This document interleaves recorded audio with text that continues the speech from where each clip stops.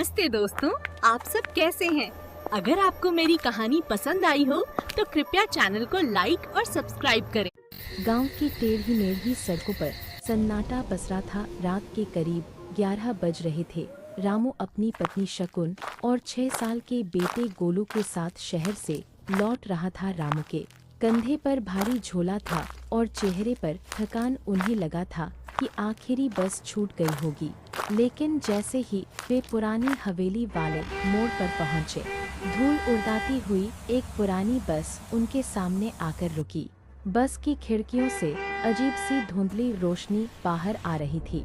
रामू ने राहत की सांस ली और कहा, अरे सुकून, अच्छा हुआ ये बस आ गई, नहीं तो आज हमें इतनी रात को सड़क पर ही रहना पड़ता।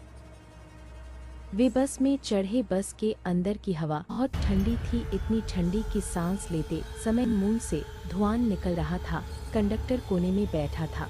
उसका चेहरा उसकी फटी हुई टोपी के साए में छिपा था। उसने बिना सिर उठाए खुरदरी आवाज में कहा, टिकट ले लो भैया, मैं आपको सही जगह पर पहुंचा दूंगा।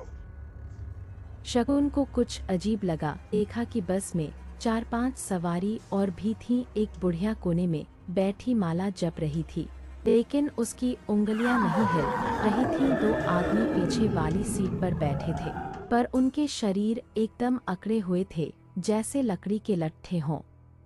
जैसे बस आगे बढ़ी, बाहर का नजारा बदलने लगा।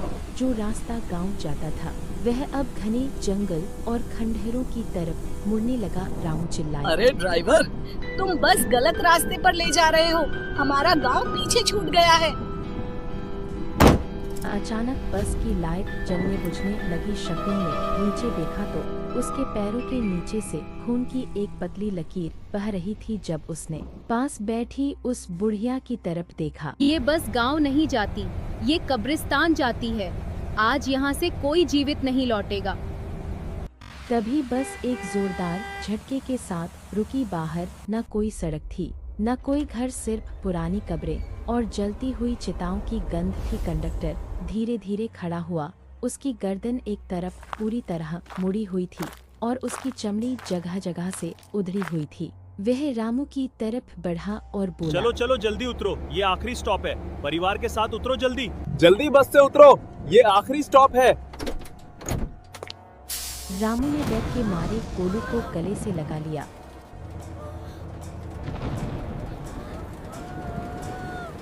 ओम शांति शांति ओम। और अपनी जेब से हनुमान चालीसा निकाल ओम ली। नमः जैसे ही शिवाय। उसने जोर जोर से मंत्र पढ़ना ओम शुरू किया। नमः शिवाय, ओम नमः शिवाय, रुको, मंत्र मत पढ़ो, मंत्र बंद करो। शिवाय, ओम नमः शिवाय।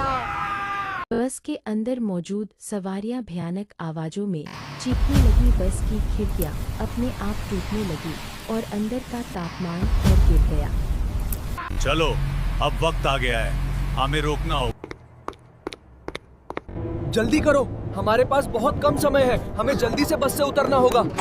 रामू ने शकुन का हाथ पकड़ा और चलती बस के दरवाजे से बाहर छलांग लगा दी। गिरने के बाद जब उन्होंने पीछे मुड़कर देखा तो वहाँ न कोई सड़क थी और न ही कोई बस। वे भैरवपुर के पुराने कब्रिस्तान के बीचों बीच खड़े थे। अगले दिन जब गांव वालों ने उन्हें वहां बेहोश पाया तो पता चला कि वह नीली बस 10 साल पहले इसी दिन एक खाई में गिर गई थी, जिसमें सवार सभी लोग मर गए थे। आज भी गांव के लोग कहते हैं कि अमावस की रात को वह बस अपने आखिरी स्टॉप के लिए सवारियां ढूंढती निकलती है।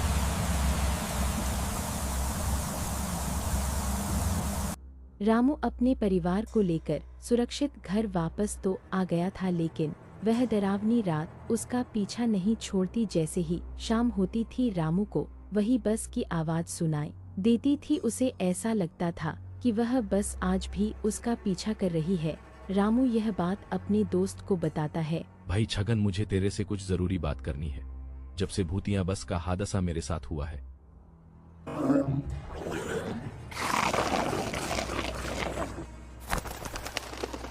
और दोनों एक तांत्रिक के पास जाते हैं। तांत्रिक उनकी बातें सुनता है।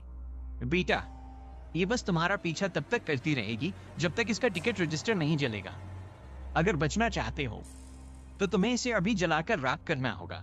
रामू अब समझ गया था कि यह कोई मामूली प्रेत बाधा नहीं है, यह उस तांत्रिक का बदला था जिसे 10 साल पहले गांव वालों ने मरा हुआ समझकर दफना दिया था। वह तांत्रिक अपनी मौत की बस लेकर आज भी भटक रहा था। रामू ही श्मशान की तरफ भागा। दुखिया बाबा ने कहा था कि जब तक उस पुरानी बस का टिकट रजिस्टर नहीं जलाया जाएगा तब तक यह खेल खत्म नहीं होगा। रात के सन्नाटे में रामू को फिर से वही आवाज सुनाई। बस फिर से रामू के पीछे थी।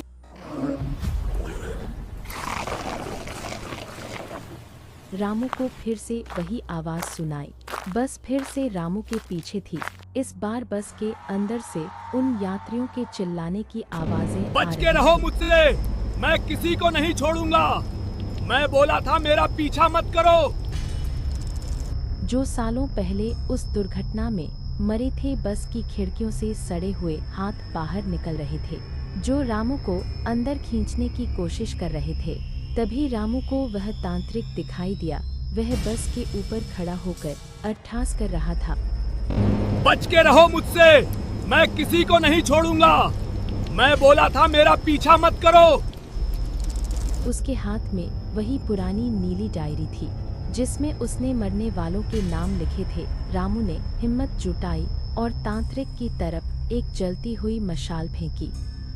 जैसे ही आग डायरी को लगी, पूरी बस धू-धू कर जलने लगी। बस के अंदर बैठी आत्माएं आजाद होने मुझे बचाओ, मुझे बचाओ, मुझे छोड़ दो।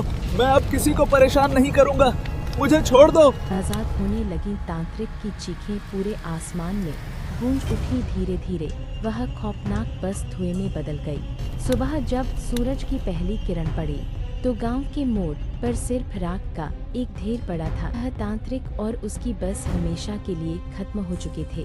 पर आज भी जब गांव में कोहरा होता है तो लोगों को दूर से एक हेडलाइट की रोशनी दिखाई देती है। लोग कहते हैं कि वह बस अब भी किसी दूसरे गांव में अपने आखिरी स्टॉप की तलाश कर रही है।